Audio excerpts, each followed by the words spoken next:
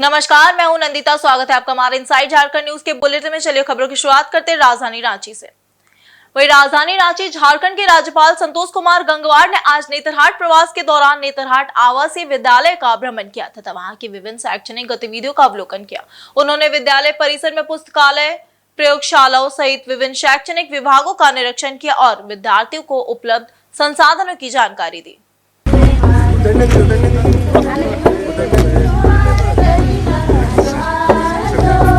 वहीं राज्यपाल महोदय को विद्यालय के प्राचार्य द्वारा विद्यालय की शैक्षणिक उपलब्धियां, अनुशासन, शिक्षण पद्धति तथा विद्यार्थियों के समग्र विकास हेतु किए जा रहे नवाचारों से अवगत कराया गया। राज्यपाल ने नेतरहाट स्थित प्राथमिक स्वास्थ्य केंद्र का भी अवलोकन किया।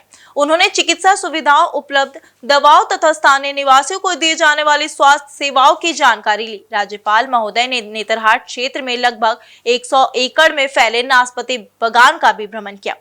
उन्हें जानकारी दी गई कि यहाँ नट किस्म के नाशपाती भी हैं जो अपने स्वाद एवं गुणवत्ता के लिए जानी जाती है। राज्यपाल महोदय ने विद्यालय के शिथिल शैक्षणिक परंपरा, अनुशासित वातावरण तथा प्राकृतिक सौंदर्य से युक्त परिसर की सराहना की। यहाँ पे बना रहे हैं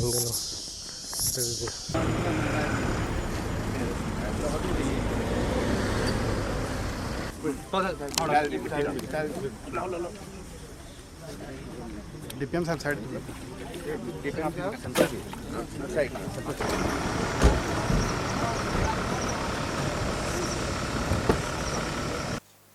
इधर सरायकला स्थित आदित्यपुर के ग्रामीण इलाकों में लोगों के सैर सपाटे और योगा व्यायाम आदि के लिए पार्कों का निर्माण तो करा दिया गया, लेकिन अधिकांश पार्कों में ओपन जिम की व्यवस्था नहीं है, जिससे ग्रामीण युवाओं के ओपन जिम में एक्सरसाइज का सपना पूरा नहीं हो पा रहा है।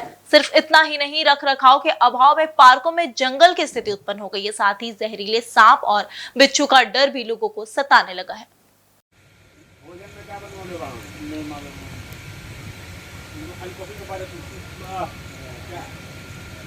वहीं ग्रामीण इलाकों के साथ शहरी क्षेत्र के पार्कों की हालात भी कुछ ऐसे ही है। नगर निगम के ठीक सामने शहर के केंद्र में स्थित अटल पार्क में अव्यवस्था का आलम यह है कि यहाँ पार्क की सुंदरता में चांद लगाने वाला लाइटिंग युक्त फवारा हमेशा बंद रहता है। जब कोई भी वीआईपी आगमन उस ओर होता है या फिर कुछ अवसरों पर ही इसे चलाया जाता है, बाकी समय फवारे धूल फांकते हैं। यही नहीं, पार्क में लगे ओपन जिम के साथ बच्चों के खेलने वाले झूले उपकरण भी खराब हो गए हैं। आदित्यपुर नगर निगम के श्री डुंगरी काली मंदिर के समीप नगर निगम द्वारा टेंडर के माध्यम से जियाडा ने जमीन देकर पार्क का निर्माण संवेदक द्वारा किया गया था और ग्रामीण पार्क के नहीं खुलने से ठगा हुआ महसूस कर रहे हैं। लगभग 3 करोड़ की लागत से बना यह पार्क अब सफेद हाथी साबित होता दिखाई दे रहा है। पार्क तो बने लेकिन सुविधाएं नदारद दिखी।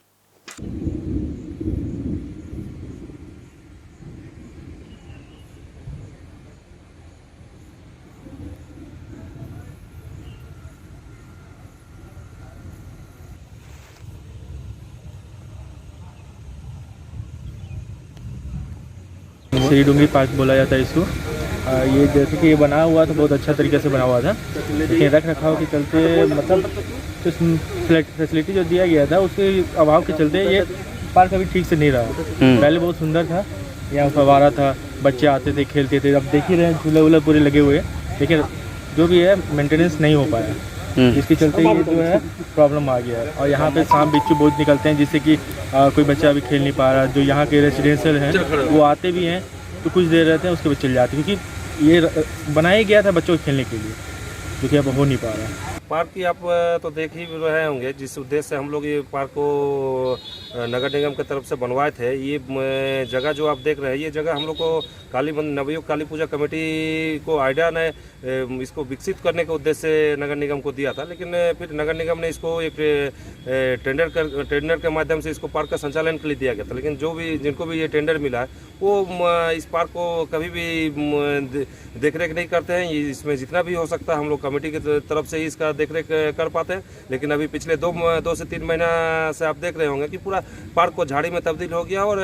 संवेदक के द्वारा इसमें ताला मार दिया गया गेट में।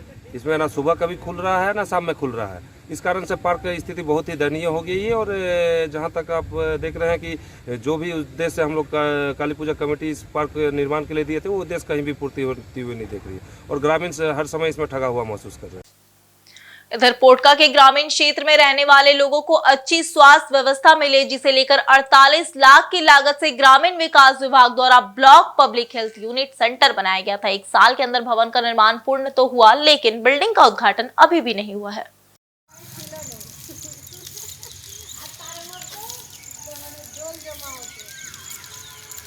वहीं भवन बनने के 2 माह के अंदर ही बिल्डिंग के छत पर भारी जल जमाव, बिल्डिंग में क्रैक आदि मामला सामने आने लगा है, जिसको लेकर स्थानीय मुखिया देवी कुमारी भूमिज द्वारा जिले के उपायुक्त कर्ण सत्यार्थी को एक आवेदन देते हुए ठेकेदार पर लापरवाही का आरोप लगाते हुए कार्रवाई की मांग की, जिसके बाद जिले के उपायुक्त द्वारा ग्रामीण विकास विभाग के कनीय अभियंता आकाश मिश्रा एवं आशीष यादव के द्वारा जांच कराई गई। वहीं जांच के दौरान बिल्डिंग के छत पर भारी जल जमाव, क्रैक एवं सीपेज पाया गया। वहीं कनीय अभियंता आशीष यादव ने बताया कि बिल्डिंग में क्रैक, सीपेज आदि माइनर रूप से दिख रहे हैं, साथ ही जल जमाव भी है। वहीं पंचायत की मुखिया देवी कुमारी भूमिज ने कनीय अभियंता के साथ निरीक्षण किया। वहीं मुखिया ने कहा कि मामले की जांच के बाद ठेकेदार पर कार्रवाई होनी चाहिए, साथ ही ठेकेदार को ब्लैकलिस्ट करते हुए पैसे की रिकवरी होनी चाहिए।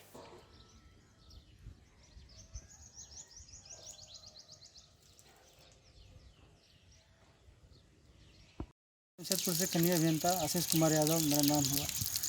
जिला में उपायुक्त महोदय के यहाँ एक शिकायत गया था कि पब्लिक हेल्थ यूनिट से संबंधित कि कुछ इसमें सीपेज और जल जमाव और कुछ माइनर क्रैक्स है, इससे संबंधित हम लोग जिला से जांच में आए हैं।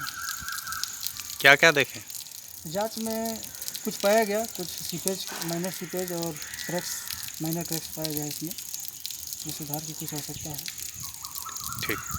हल्दी पोखर प्राथमिक स्वास्थ्य केंद्र परिसर में पब्लिक हेल्थ यूनिट सेंटर का उद्घाटन से पहले जल जमाव, पानी का रिसाव, दीवारों पर सीपेज भारी मात्रा में और क्रैक्स वगैरह थी, जिसको लेकर मैंने डीसी महोदय को ज्ञापन सौंपा था। उसी के उपरांत आज जिला से 2 जेई आए और यहाँ पर जांच किए और सही मायने में कुछ उन्हें भी दिखा कि हाँ यहाँ पर छोटा मोटा क्रैक्स आई है और सीपेज भी है, पानी का जल जमाव है और दीवारों पर आप देख रहे हैं कि पीछे पानी बह रही है।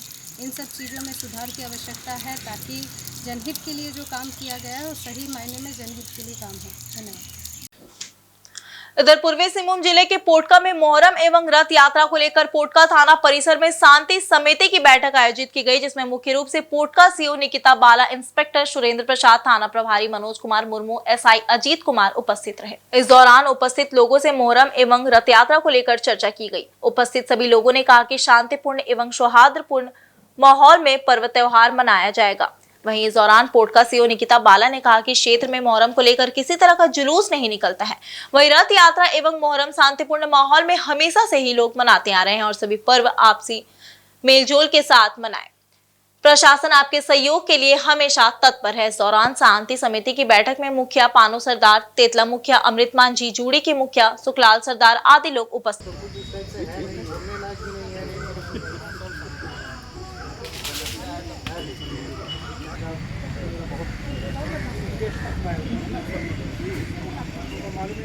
और यश यात्रा को लेकर शांति समिति की बैठक हुई है, जिसमें पुलिस प्रशासन और पोटका के सभी सम्मानित गणमान्य लोग उपस्थित रहे हैं। तो मुहर्रम को तो पोटका में वैसा, पोटका थाना अंतर्गत तो वैसा कोई जुलूस वगैरह नहीं है। रथ यात्रा को लेकर छोटे मोटे गांव में जुलूस निकलेंगे, सबको मिलजुल कर वैसे ही जैसे हम हमेशा से सारे त्यौहार मनाते आए हैं, मिलजुल कर शांति तरीके से, प्रेम सौहार्द से हम लोग इस बार भी दोनों त्यौहार शांतिपूर्वक तरीके से यहाँ मनाएंगे। आदित्यपुर स्थित Netaji Subhash medical college and hospital के अकादमिक भवन उद्घाटन समारोह में शामिल होने केंद्रीय कपड़ा मंत्री गिरिराज सिंह पहुंचे, जहां Netaji Subhash medical college and hospital के चेयरमैन मदन मोहन सिंह ने इनका स्वागत अभिनंदन किया। वहीं केंद्रीय मंत्री गिरिराज सिंह ने इस मौके पर मीडिया से बातचीत के क्रम में कहा कि बिहार के राजनीति में एक बार फिर गब्बर फैमिली लालू परिवार की एंट्री को बिहार की जनता नकार देगी। वहीं भारतीय जनता पार्टी विश्व की सबसे बड़ी पार्टी है, बिहार में पूरी बहुमत के साथ सरकार बनेगी। वहीं केंद्रीय मंत्री गिरिराज सिंह ने झारखंड सरकार और मुख्यमंत्री हेमंत सोरेन पर भी कड़ा प्रहार करते हुए कहा कि बांग्लादेशी घुसपैठ को बढ़ावा देने वाले इस सरकार के मुखिया हेमंत सोरेन झारखंड को बंगाल बनाना चाह रहे हैं, जबकि इनके आदर्श ममता बनर्जी बंगाल को बांग्लादेश बनाना चाहती है। बांग्लादेश घुसपैठी मुद्दे को उठाने वाले चंपई सोरेन ने इसलिए झारखंड मुक्ति मोर्चा से नाता तोड़ भाजपा का दामन थामा है ताकि झारखंड को बंगाल बनाने से रोका जा सके। वहीं केंद्रीय कपड़ा मंत्री गिरिराज सिंह ने कहा कि झारखंड में तसर एवं कपड़ा उद्योग को बढ़ावा देने की योजना सरकार ने बनाई है। इसी कड़ी में रांची के नगड़ी में इंडोर तसर खेती के लिए पहल करते हुए इसकी शुरुआत कर दी गई। जल्द ही झारखंड में बड़े पैमाने पर कपड़ा उद्योग स्थापित करने की भी योजना तैयार होगी। वहीं केंद्रीय मंत्री गिरिराज सिंह ने कहा कि प्रधानमंत्री नरेंद्र मोदी के द्वारा लगातार मेडिकल क्षेत्र में बेहतर प्रयास किए जा रहे हैं।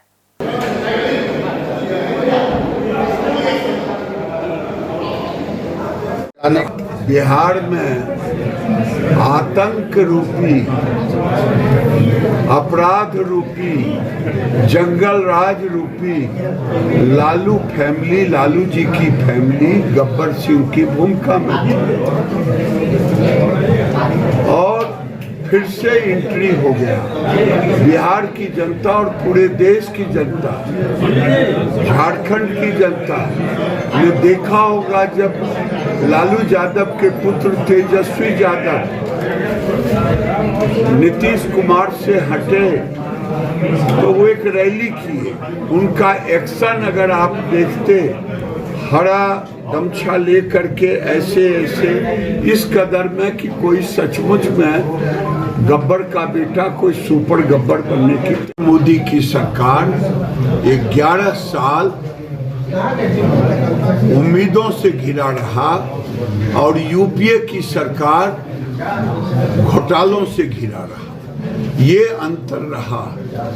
दुनिया में नरेंद्र मोदी की सरकार 11 नंबर से 14 नंबर पर आर्थिक पावदान पर ले जाने का काम किया। नरेंद्र मोदी 19 लाख के एक्सपोर्ट को 70 लाख के एक्सपोर्ट से ऊपर ले जाने का काम किया। वहाँ इंडोर के लिए 1 एकड़ में प्लांटेशन करने के बाद अब उसका एक नया वर्जन शुरू होगा और मैं समझता हूँ कि ये जमशेदपुर सहित पूरे झारखंड में तसर के उत्पादन को दोगुना करने के लक्ष्य में ये मोड़।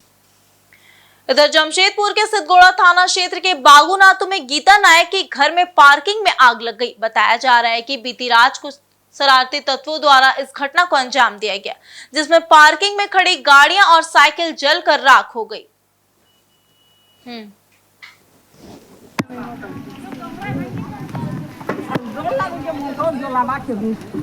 पानी भी नहीं है,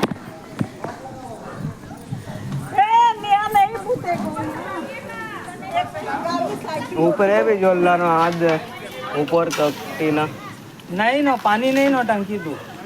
वही घटना रविवार रात करीब 2 से 3 बजे के बीच की है। आग लगी के बाद परिजनों ने इसकी सूचना फायर ब्रिगेड और पुलिस को दी, जिस पर दमकल देर से आई। तब तक पार्किंग में खड़ी गाड़ियां जल चुकी थी। आग लगी से पूर्व शरारती तत्वों ने घर पर पहले पत्थर मारा, जिससे कमरे में सो रहे घर वालों की नींद खुली। वे घर के बाहर निकले तो देखा कि पार्किंग एरिया में आग लगी हुई है। स्थानीय लोगों का कहना है कि गीता नायक के घर पर शरारती तत्वों ने आग लगा दी। इसका सूद लेने तक अब तक कोई जनप्रतिनिधि नहीं आए। इसे लेकर मुखी समाज में रोष व्याप्त है। फिलहाल अग्निशमन विभाग द्वारा देर ही सही पर आग बुझा दिया गया है। फिलहाल पीड़ित परिवार क्षति के लिए सरकार से मुआवजा की मांग कर रही है।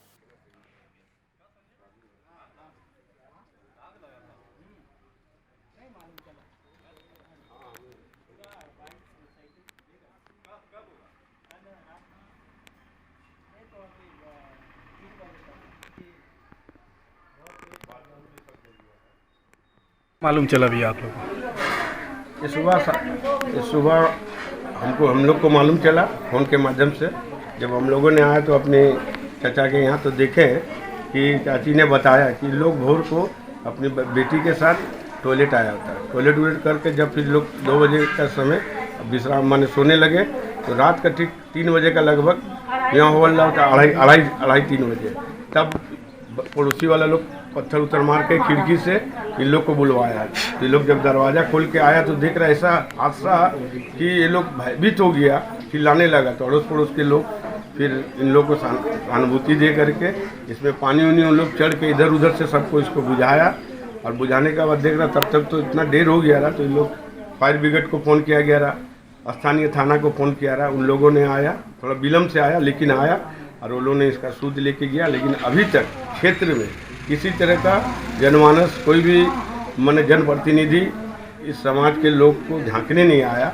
आज अभी तक 4 से 7 घंटा हो गया, किसी ने कुछ पूछने तक नहीं आया। कम से कम दूसरे जगह ऐसा होता तो लोग चले आते हैं, लेकिन इनकी समाज के और बड़े लोग इनके घर से ही समाज का कई पीढ़ियों का सेवा करते हैं और उसे परिवार के साथ किसी ने शरारत किया है तो उसके लिए हम लोग मुखी समाज पूरा विरोध करते हैं, कड़ा निंदा करते हैं कि उसमें संज्ञान में अपना ले करके एकदम सही जांच करे और शरारती लोगों को कड़ा से सजा हो और इस गरीब परिवार को सरकार के माध्यम से, जनप्रतिनिधियों के माध्यम से मुआवजा मिलने का सहयोग करे।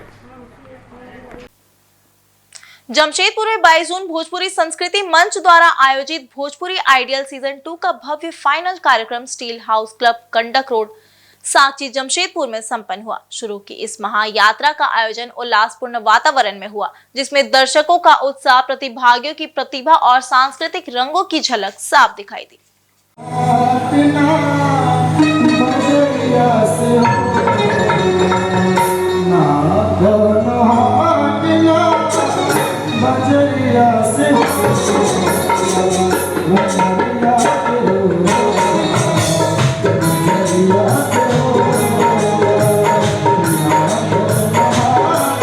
कार्यक्रम का शुभारंभ दीप प्रज्वलित कर किया गया। इस अवसर पर Tata steel utilities and services श्रमिक यूनियन के अध्यक्ष रघुनाथ पांडे मुख्य अतिथि के रूप में एवं भाजपा प्रदेश कार्य समिति सदस्य सह समाज सेवी भरत सिंह विशिष्ट अतिथि के रूप में मंच पर उपस्थित रहे। भोजपुरी संस्कृति मंच के मुख्य संरक्षक भरत सिंह ने सभी अतिथियों को अंगवस्त्र ओढ़ाकर पुष्पगुच्छ और गिफ्ट देकर सम्मानित किया।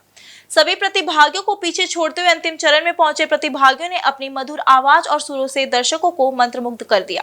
प्रतियोगिता के निर्णायक मंडल में दूरदर्शन कलाकार सह संगीत सुशील साहिल एवं शास्त्रीय संगीत गायक अनिल सिंह थे। निर्णायक मंडल की संयुक्त राय के आधार पर विजेताओं की घोषणा की गई, जिनमें विजेता का स्थान प्रिया सिंह ने और उप विजेता का स्थान आनंद कुमार ने प्राप्त किया। विजयी प्रतिभागियों को ट्रॉफी, प्रमाण पत्र एवं नगद पुरस्कार देकर सम्मानित किया गया। साथ ही अन्य सभी प्रतिभागियों को प्रमाण पत्र और ट्रॉफी देकर प्रोत्साहित किया गया। इस कार्यक्रम में विजय हुए प्रतिभागी को एक भजन एल्बम में गाने का मौका भी दिया जाएगा। वहीं कार्यक्रम के दौरान भोजपुरी संगीत, भाषा एवं सांस्कृतिक विरासत के संरक्षण और प्रचार प्रसार की आवश्यकता पर भी वक्ताओं ने अपने विचार रखे।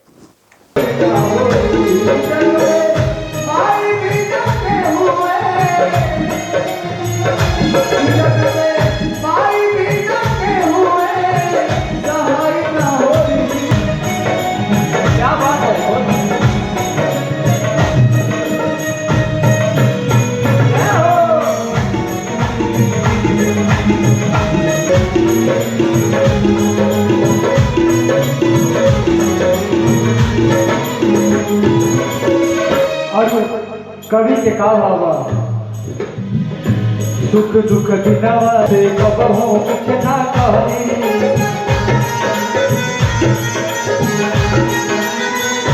दुख दुख दिनवा रतिया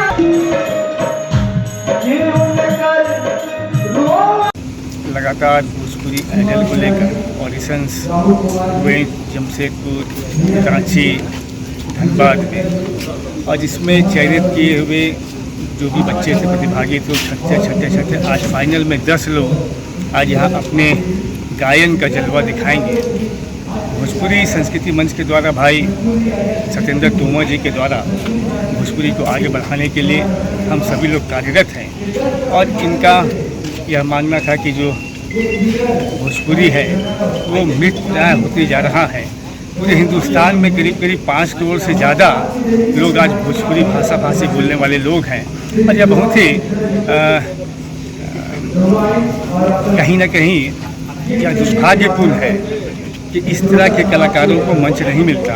मेरी कोशिश है कि इस तरह के कलाकारों को हम मंच दे सकें और यही काम भोजपुरी संस्कृति मंच आज कर रही है। मैं सभी प्रतिभागियों को आज शुभकामनाएं देता हूं। साथ ही साथ भोजपुरी को चाहने वाले, जानने वाले लोगों को भी मैं अपनी ओर से आग्रह करूंगा, निवेदन करूंगा कि उनका भी सहयोग, उनका भी आशीर्वाद, मार्गदर्शन इन तमाम बच्चों को मिले, प्रतिभागी को मिले, ताकि हम सभी भोजपुरी को और आगे बढ़ा सकें।